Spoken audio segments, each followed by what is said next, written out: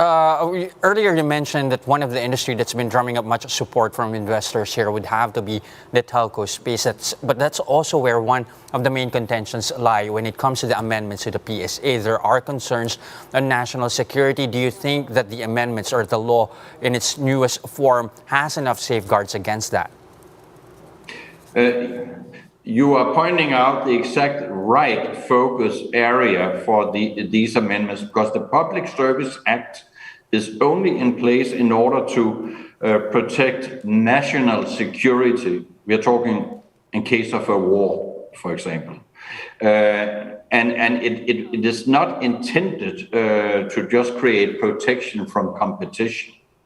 Unfortunately, we felt strongly, and obviously the government, Senate, etc., agreed with us that too much was included just for the protectionism itself and not really out of the interest of national security.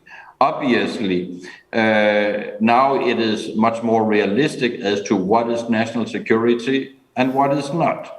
And besides, many of these things are really being managed and governed by rules and regulations that are also putting other limitations. Let me mention one.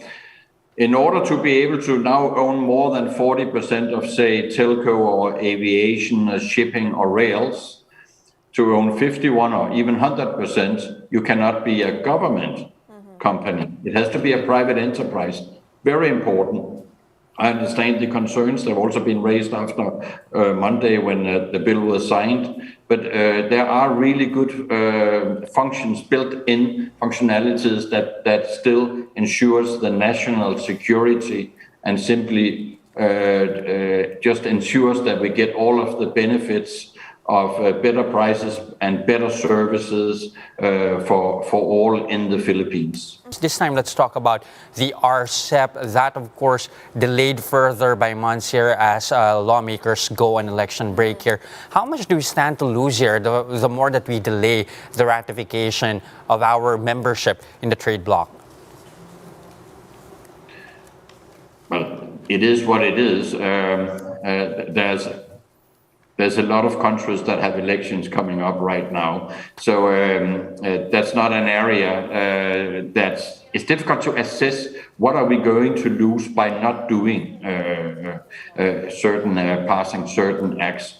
I think it is more important to say, okay, when we come out on the other side, what is most important? And I'm sure that your data also shows that everybody are really eager to see the continuation of the build. But I would also like to highlight that sustainable energy, and the biggest concern right now for everybody here in the Philippines, all the politicians down to the sari-sari store owner, the jeepney driver, is the increased prices. And it is not just because of Ukraine and Russia, what is going on there. We are normally getting our coal from Indonesia. Indonesia now have